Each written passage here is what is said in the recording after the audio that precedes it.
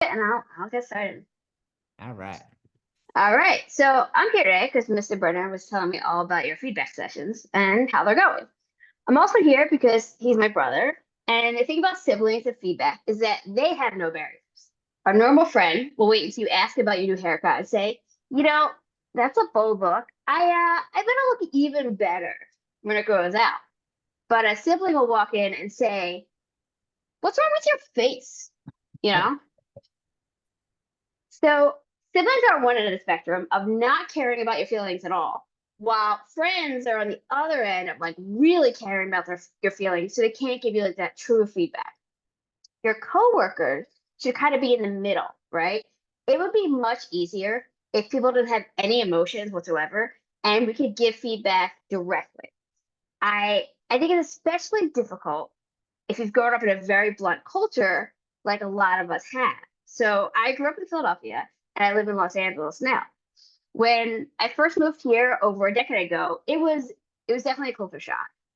LA is way more laid back and moves at a real slow pace, especially in the workplace. My coworkers quickly gave me a nickname, East Coast. First, because I talked so fast, they could barely understand me. I thought it was an accent. Second was because I was always very blunt with my feedback. I didn't understand. Why wouldn't people want to know exactly how they're wrong all the time? I wouldn't want to know that. Luckily for me, at that job, I had an extraordinary boss and mentor. She helped me start a feedback framework that I've gradually improved over the last 10 years. And that's what we're going to talk about today, how to give and receive meaningful feedback so that the best chance of actually having an impact. No matter how right you are, and I'm sure I was right at the time every time, it won't matter if the person doesn't hear you and actually implement those changes.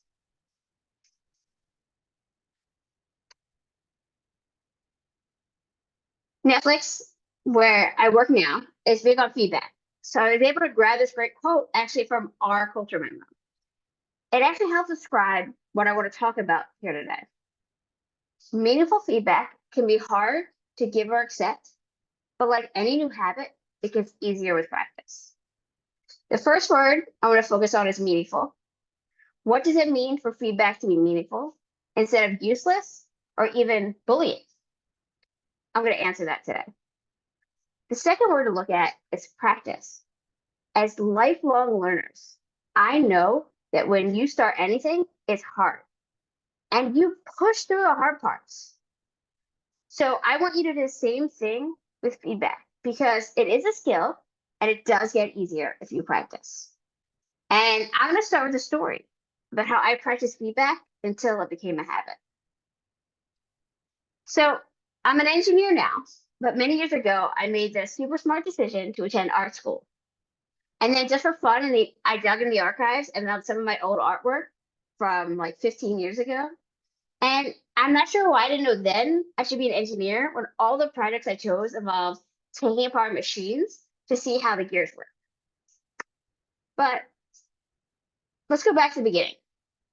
I was surprised to learn that loving to watch cartoons didn't translate into being a good artist. What does it take to be a good artist? Like any craft, you need constant practice and meaningful feedback. At art school, that came in the form of art critiques. Art critiques were held weekly at the beginning of every class. I would work diligently on each new assignment, walk it past the entire class, pin it on the board, walk back to my seat, and then just wait for the accolades to come in. They did not. At first, it was simply painful. Every week, I would draw and redraw every assignment.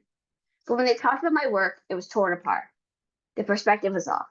The lighting was wrong, etc. I thought I would never get it right, that I would fail out of school. However, each time I was actually making slight improvements. I was getting better at my craft. Suddenly, a year goes by, and I was able to see progress. After 4 years, I went from no skills to being like a pretty good artist. And when I started learning to code, I knew that I would need meaningful feedback to grow. I eagerly sought out mentors and wanted to know everything that was wrong with my work. And then here I am, 14 years later, from no skills to a pretty good engineer.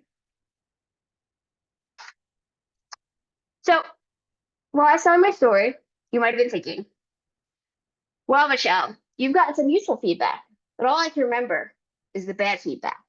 That's super common. Maybe you've heard something like this. Good job. Keep doing what you're doing. At first, it sounds like that's nice. That's a compliment. But that doesn't actually help you do anything because you have no guidance on what skill to improve. You're not meeting expectations. This one will just make you anxious without a way to fix it. So, has anyone gotten feedback like this before? This kind of meaningless feedback, whether good or bad? So you just raise your hand. I can see videos. Yeah, yeah, we've all gotten feedback that isn't helpful, right?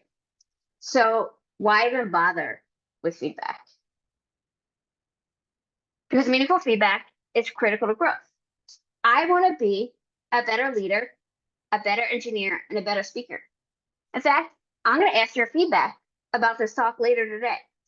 And when you give feedback to me, your team members, or even your boss, to make it meaningful, I want you to remember these 3 traits. Meaningful feedback is objective, actionable, and timely. They are objective, actionable, and timely. I'm going to keep saying this so you remember it. Every single time you give or receive feedback, I need you to think to yourself, is this feedback objective?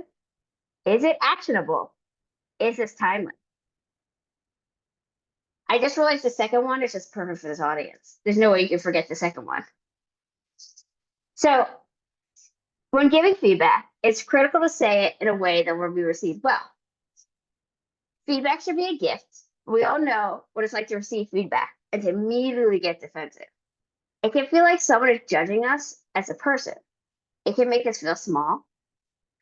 So we immediately think, no, you're the one who's wrong. At that point, we're no longer listening, and that feedback has no impact. So I'm going to talk about the same feedback, but said in different ways. I can't believe how you acted with that client. When you hear that, does that make you feel bad? Like the person expected more from you, but you're just not good enough, and you don't know how to fix it. Now, instead, it could have been something like this. I noticed you weren't connecting with the client. Have you tried this? And given an example. The difference here is the speaker is making an observation of the problem and offering a solution. They're starting a conversation instead of shutting down the other person. They're saying, let's fix this together instead of something is wrong with you. So when you give feedback, you use a checklist. Did you focus on the person and not the, did you focus on the problem and not the person? Did you include an example so they could quickly take action? Did you provide your feedback when they needed it or a week later and they've already forgotten it? So I want you to see now how the habit of meaningful feedback can fit into your daily work. By being a colleague who always gives meaningful feedback, you actually grow your brand as a team player and as a thought leader who always is helping other people grow. So I talked a little bit about giving feedback. What about getting feedback? How do you make sure any feedback that you receive is also meaningful? Ideally, everyone you know would have me to train them, but sadly, that's not possible. So there's ways of asking for meaningful feedback when you get the feedback that's not. When I go over these examples, it's going to seem kind of obvious, but sometimes you need to nudge people to create these positive habits of giving feedback the right way. So say they mention there's a better way of doing something, but don't actually tell you what it is. Instead of trying to read their minds, you could say, that's an interesting approach. Could you provide an example? So many times I've done this and gotten the exact help I've needed, and I didn't have to do any research or think about it. I just asked what their thoughts were. And I was able to get what I needed. Another example is they take forever to give feedback. And after 2 weeks, when you finally give it up, they pop up with their thoughts. When you ask them for feedback, instead of hoping they realize it's important, give them an exact deadline. My report is due Friday. Can you provide feedback by Thursday so I have time to make changes? Now they know if they don't do it by the deadline, their feedback won't be used. And that keeps the scenario of happening where they get feedback and you don't use it at all. And then they're upset because they went to the trouble giving all this feedback, but it wasn't in the right amount of time.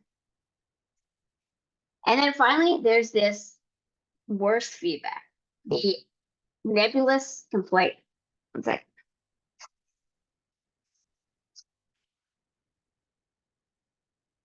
Okay, the nebulous complaint. You're not working fast enough. That just makes you feel bad. To make it meaningful, you need clarification. This could be any number of things. It could be that you keep saying yes to projects and have too much work. Your boss could be saying yes and you have too much work. You don't have the skills yet to complete your tasks in a timely manner.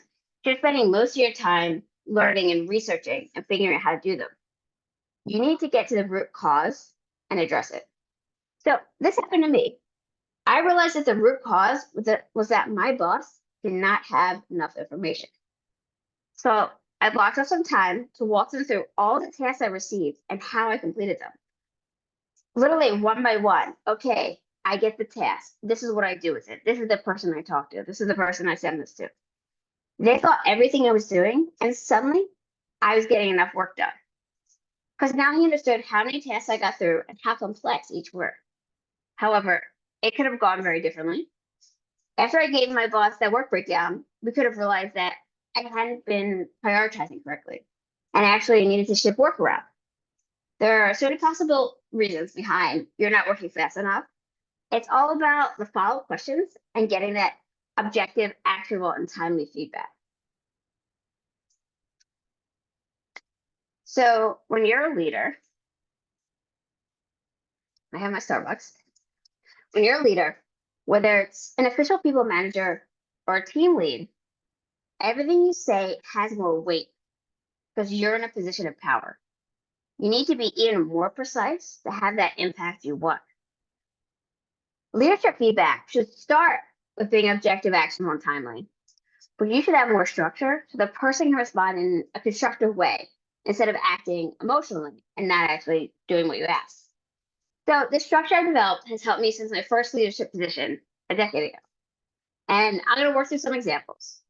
In this case, the team member is not following the end-of-day procedures. They're leaving their workplace a mess, and their colleagues who come in the morning have complaints. So you say to them, when you leave the workplace a mess, the morning crew has to clean it up. This results in them starting their work late and less work getting done overall. Let's break this down. First, we state the problem objectively and its impacts. It's not just the bad thing, but how the bad thing affects others. When you do this thing, this is what happens.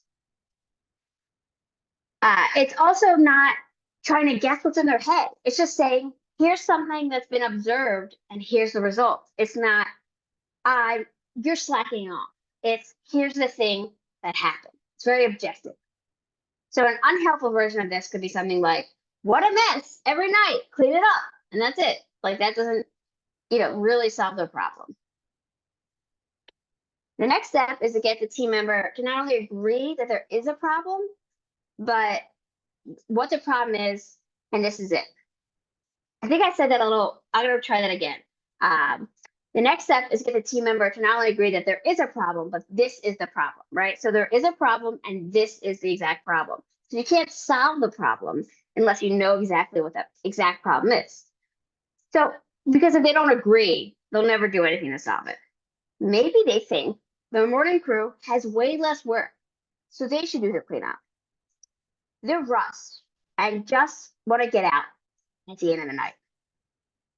If the morning crew has too much work, there's just too much work. It's not their fault.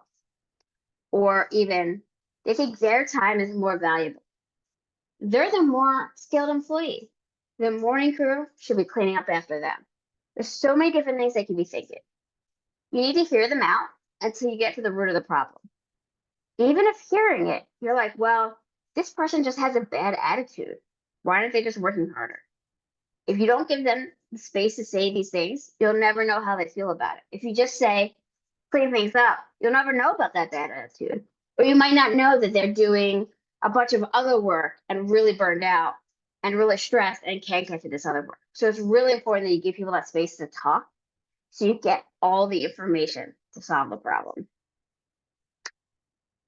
How do you think we can fix this problem? So finally, we're asking them how they would like to solve the problem. You might already have a solution in mind, but if you just tell them what to do, it's not as effective. By having them suggest solutions, it changes them from hearing, you are the problem, to here's a problem. How can we solve it together? It's one of those tricks to kind of diffuse that emotion, right? And get it to a more objective place. It also allows them to focus on a fix they feel like they can commit to. After they make suggestions, you should help them make sure this is a measurable solution. Instead of, I will try to clean up more, it's, I will start cleaning up 3 nights a week. Having it be measurable makes it easier to track. A few weeks later, you can check in on their progress and whether you need to adjust further. Maybe you think eventually it needs to be 5 days, or maybe they're right and they should be putting the work with the morning crew. It's all about finding that balance of solving the problems without alienating your team member. So, because I'm with you, of course, I've talked very fast, and not just because it's my lifelong problem, which means we have lots of time. I've actually saved this time because it's a small group here, and I want to hear some feedback that you've received or would like to give, right? This is our time for practice. I want to hear, I've received this feedback in the past. What could have I said differently to get the information I needed? Or I want to give this feedback. How do I say it to that person? This is your time to do that. So raise your hand. I would use Zoom a lot, but I think you can just do the little emoji hand raise, right? Or you can ask in chat. I'll keep that open. I'll kickstart it, Michelle. That would be great. So you want feedback. You want to get feedback as quickly as possible. Mhm. So it's not delayed like, a week later, 2 weeks later. I think one of the issues is that I run into is if it's something that's like, so I try to do that, but there are times I feel like I wait either because maybe like I'm upset and really annoyed and it's going to come off in a bad way, even the way I don't intend it to, whether I try to hide it or not. Or B, maybe the person is embarrassed and I like need time for them to cool off and like tell them later. So is that generally acceptable or is there a better Yeah. strategy? I think that works as long as it's before the next time they do the exact same thing. So say it was the way they interacted with a client. You should tell them before the next time they interact with the client. Because otherwise this is building on top of the mistake. And they're gonna think, oh, I did it right last time because nobody said anything. I'm just gonna do the exact same thing another time, right? So yeah, sure, give it a little bit of time to cool off and maybe give it time to even write down exactly what you want to say. You're like, oh, it really pissed me off when they did this, but if I like write it down and try to follow a structure, I can say it in a way that's not going to like hurt their feelings and it's going to be able to give them have that impact that I want to have. So it's all about getting it before, the next time they're going to do that action. Hmm. That makes sense? Yeah, and do you usually do one at a time? 'Cause that's the other thing I think a mistake I made in the past is I try to get too much feedback, and then I Yeah, overwhelm. yeah, absolutely. I think it's like It's very similar to engineering, where this is a mistake that engineers make all the time, where they'll go and they'll change 5 things and they'll have a bug and they'll be like, well, why is this broken? I don't know. It's one of those 5 things. Then you have to like roll back all 5 things to figure out what the problem is, right? It's just like overwhelming to do more than one thing at a time. So I think even if you have 5 things you want someone to change, you want to do one at a time. You want to say, okay, I noticed how you interact with the client. What's like the top thing on your mind? You're like, oh, I want you to make this change. So you need to focus on that one and see if they make the change. Because then they'll also get in the pattern of hearing feedback and making change. And then they get in that virtuous cycle of, okay, they make a change. You tell them, oh, right, that's such a great change. I'm so glad I saw you do that. Did you see how that resulted in something better? And then they get that joy of like, oh, I made a change. Something great happened out of it. And then so next time you say to make a change, they'll be even more receptive to it. And sure, it might take them a month to make all these changes instead of like, I wish I could make this change in 3 days. But that's all about how, you know, people aren't robots. That's really what I want to kind of impart here as well, is that like as much as I'm trying to break this down into like a formula that you can use, we're all emotional. That's why feedback is so difficult, right? So it's all about finding ways to make it a little easier to hear and have impact. Cool. Thank you. You're welcome. I had another question. I don't Go know if you for can. it. So my Yeah. question was, how do I give feedback to someone who is my peer, someone who's like probably on the same level as me? How do I give them feedback or suggestion without it feeling like I'm offending them or coming from the wrong place? Yeah, so you can start with like, hey, I have some feedback for you. It's now a good time to talk about it. Do you have like a minute to chat? Because sometimes it could feel like the wrong time, right? So say someone does something and they're rushed in the middle of something, they don't really want to hear from you, right? So it's good to say, hey, I have some feedback to give you if you don't mind. And then they'll get into a little bit of a better headspace, like, oh, I've used some feedback. And that's where you can use the framework and be like, hey, I saw this thing and I noticed it was a problem. Did you notice that? I've done this before and I felt like when I've done it better like this, it's really helped.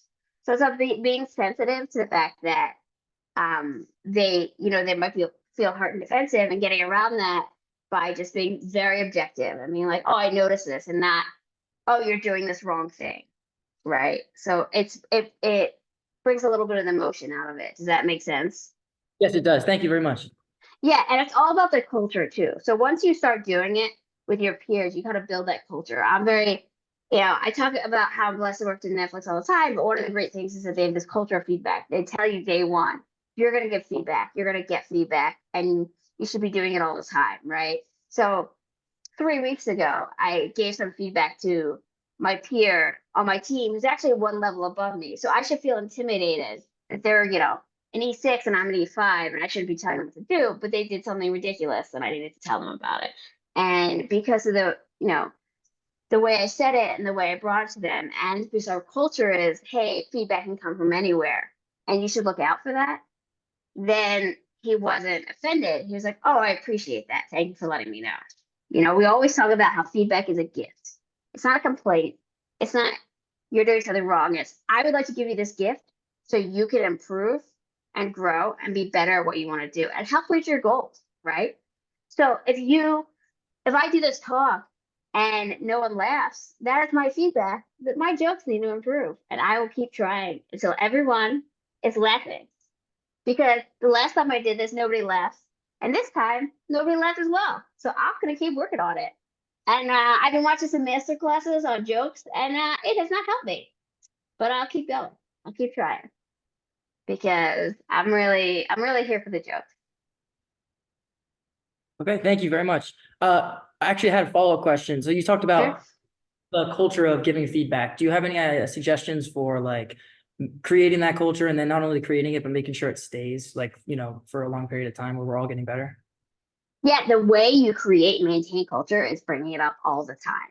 So, say you have a weekly meeting, you can say, hey, has anyone given or received feedback this week that you want to talk about? And let's go over it. Let's improve it, right? That happens with anything, right? So, like, I'll give a great example. At my job, they wanted us to collaborate. right? So what would happen is they would give 3 people a project, they would break it up, and then those 3 people would never talk to each other, and they would all individually just bring pieces, finished pieces that didn't connect, right?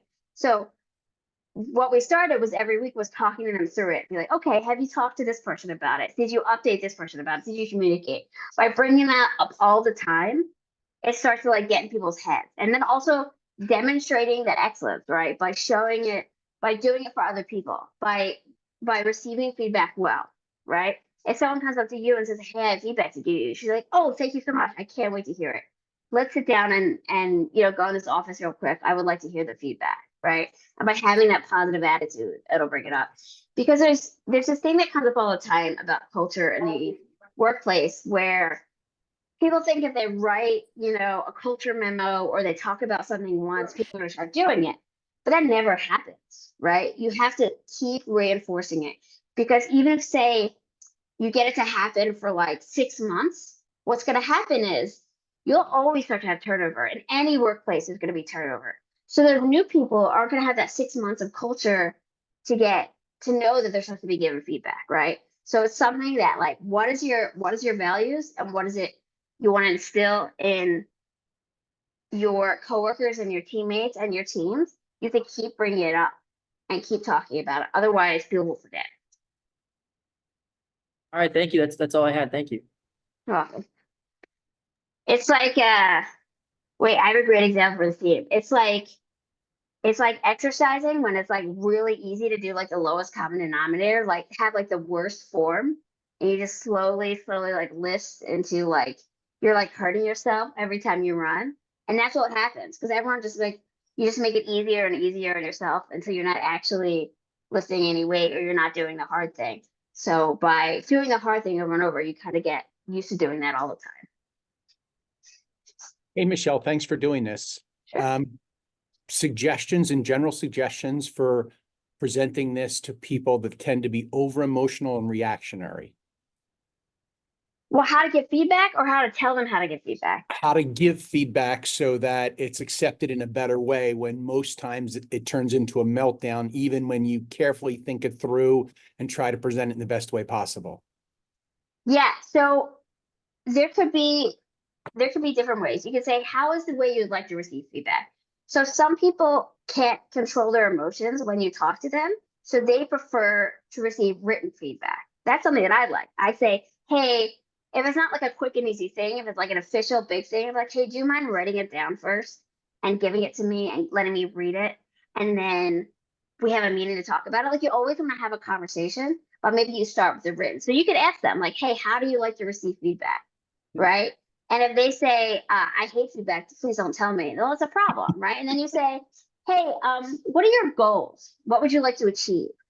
And then you turn into a conversation about that. Like, what would you like to do this quarter, next year, 5 years, right? And then you say, I'd really love to help you build a plan to reach your goal. And that's where you can sneak that feedback in, right? Because that's what feedback is all about. It's about them reaching goals that matches what they want, what their team wants, and what like the whole organization is, right? And that's every goal should match those 3 things. So they could say like, oh, I want to, sign 10 students every month. I don't know what's like a good number. Then you say, all right, let's talk about like what are you doing now to sign students, and like what do you think you could change to get to that number? Like what could you do every day for like 15 minutes so that you can get to the number? But like asking them like what they can do. It's not you saying you're wrong, and them like having a meltdown. It's you asking them like, how could I help you improve and get where you want to be? Does that make sense? Yes, it does. Thank you very much.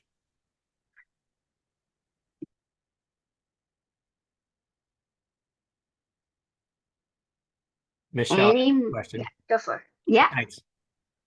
What you've been talking about made me think of something that I learned as a younger adult instructor. And here's how it went.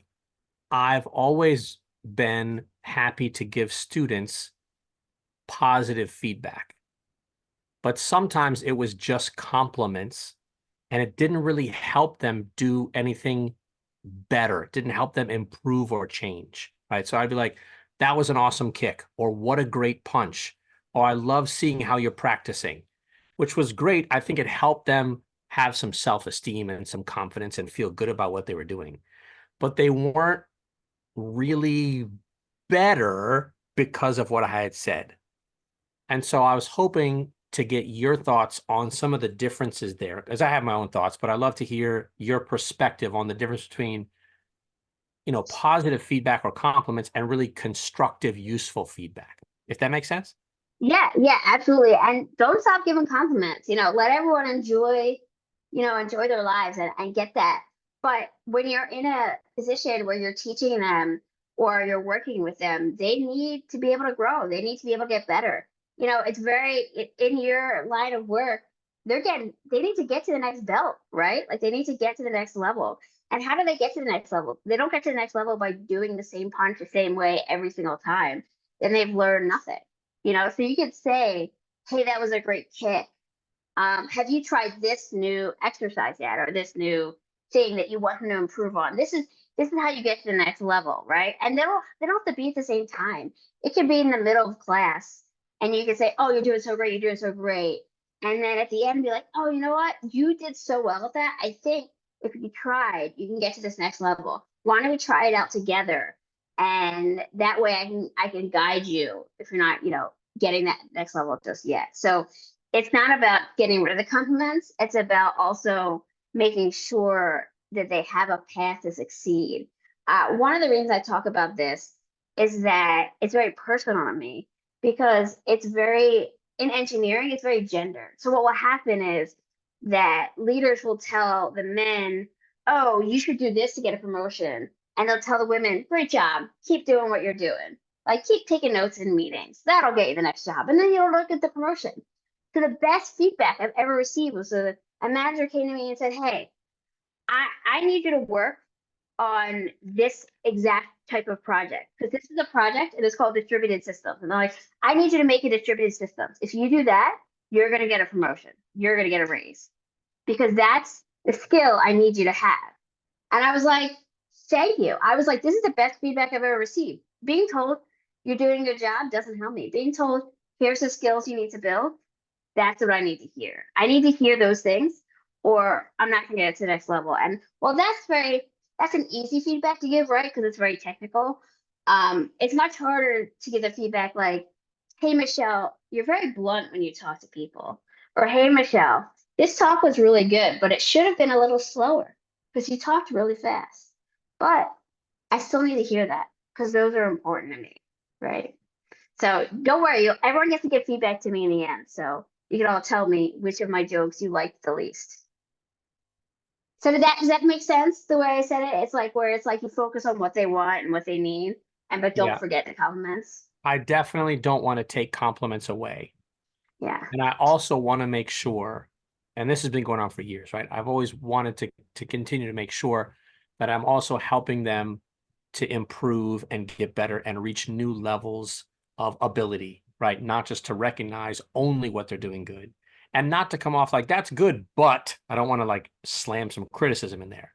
I want to be able to, have that's really good. And here's, this next thing or this Exactly. next challenge or this next level. So I feel like I'm on the same page with you. Yeah, you could do things like if you're in the moment, you could be like, oh my God, that was such a good kick. I've been seeing you do that kick every day for a week. I bet you can do that kick even higher. I really believe in you. And because of the way I've seen you succeed, I know you can do something harder. I say this to all my coaching clients all the time, is that the best attitude I like to have is I've done hard things before. I could do hard things again. Every time I hit a problem. One of the both fun and bad things of working at Netflix is all the easy problems have been solved. There's so many engineers that work here that worked a long time that I don't get to solve the easy problems that I got to do at a startup. It's always the problems that you can't Google the answer. Nothing's just nothing's on the internet. No one's ever done it before. That's the things that I'm doing. And I have to tell myself every day, every time I hit a bug, I've solved hard problems before. I can solve this. And I pretty much always do because there's always a solution. You always find a way to get to the next level. So I've come to the karate school 5 days this week and worked really hard and I got this kick right, I bet I can get the next kick. And just kind of instilling that attitude.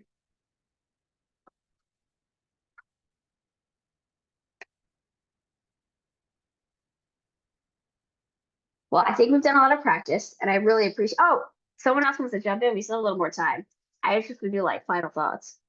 I was going to jump in just a little snippet with Mr. Sure. Tim when you said that you want to avoid the yes, but. I totally agree. And I find myself doing that sometimes, and I hate the way it sounds. So what I do is I do yes now. So I say like, whoa, like that was amazing that you're keeping your hands up. Now what we want to do, to get you to the next level. So it's not like you were saying, it's not dismissive. It's like, hey, great job having your hands up. But then it's like, whoa, so that was what I wanted to add to that. I like that. I've never heard the yes now. I've heard yes and or Yeah, yes and is that little good. plus thing. But Yes. the now thing is I like the immediacy of it. Like it sounds like, now let's do this, which is good, like right away. Right, like specifically for our setting. I don't know how much this might apply for like a typical sales. I think Sure. you more yes and in a typical sales, but for us, I like the yes now. That's a good one. Yeah, I think that works great. I love it. I'm gonna steal it. Thank you. If there's anyone else, we do a few more minutes. Otherwise, I'm gonna meander down the end of this path. Well, first I want to thank everyone who shared and asked questions. I know it can be hard to raise your hand and talk in front of other people. And that's part of feedback, is being vulnerable and trusting the people around you to give you good feedback and will receive your feedback well. So building those relationships and that trust really helps. So let me actually click on my slides. Okay, guess what? It's your turn. By a show of hands, how many of you has felt you've gained something valuable, at least one thing, in today's presentation? So the best way you can give back to me now is to take less than 2 minutes and fill out a very short survey. So all you do is take out your phone. You can open your camera app and use the QR code, or you can go to that website and fill in the 3 letters FBK. So we're just gonna take 2 minutes and fill this out. And then I have my final thought, and then you're all done. And you can get back to whatever you want to do. With me, I'm gonna go just watch on Netflix for 3 hours because that's how I like to spend my evening. I want to know what you liked about my presentation so I can do more of it. And I also want to know what you disliked about my presentation so I can do less of it, because I'm on a mission to be the best that I can be and help everyone around me be the best that they can be. I'm doing this, Michelle, but here's what I need in return. I Yeah. need the top 3 recommendations from you for Netflix. 100%, very easy. What I need, like, the problem is it's very personal, right? Because Netflix isn't about prestige drama. Netflix is about being everything for everyone. So there's always something for you to watch. Okay, I like that. Nice advertisement. I We listen like- at meetings and I repeat what they tell me to repeat. We like suspense and murder mystery type stuff. So give me your 3 recommendations based on that. I think her Well, what'd you say, Matt? Mr. Brenner? Your brain is better than the algorithm. Well, there was a new show that just came out that was really popular. There's a murder mystery. I don't know why I can't remember the name of it right now, but it's still in the top 10. And there's I don't watch a lot of. Oh, The Tourist. There you go. That's the first one. The Tourist. They actually had a second season. It was originally on Max. Oh, someone asked about the survey. It's on the slide. So if you just go to talk.ac/Michelle Brenner and put in FBK, you'll get the survey. So I've been watching The Tourist. It's very good. It's about a guy who goes to Australia and loses his memory and is trying to get it back, and people are running after him, so he has no idea why he pissed off the mob bosses. So that's an excellent show, I think. I'm just gonna leave you with that one because we're almost out of time, so I don't want to just talk about Netflix shows for the next 5 minutes. All right, and I will not pressure you. I'll accept simply The Tourist. Thank you, Michelle. Yeah, excellent. Yeah, the second season just came out, so you have 16 episodes to watch.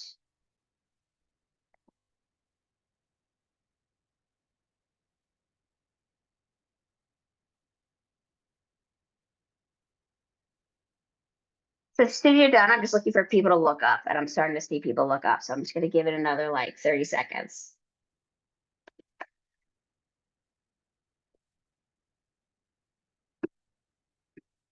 Okay, so I'm seeing people start to look up, so I'm just gonna give my final note. So I touched on this a little bit, talking about my personal story, but I really want to, kind of impart this as my final note is that feedback can sometimes reflect societal biases. We can't prevent this, especially when you want to give personality feedback, like how someone interacts with other team members. Make sure you take the extra step to think, would I give this same feedback if this person looked like me?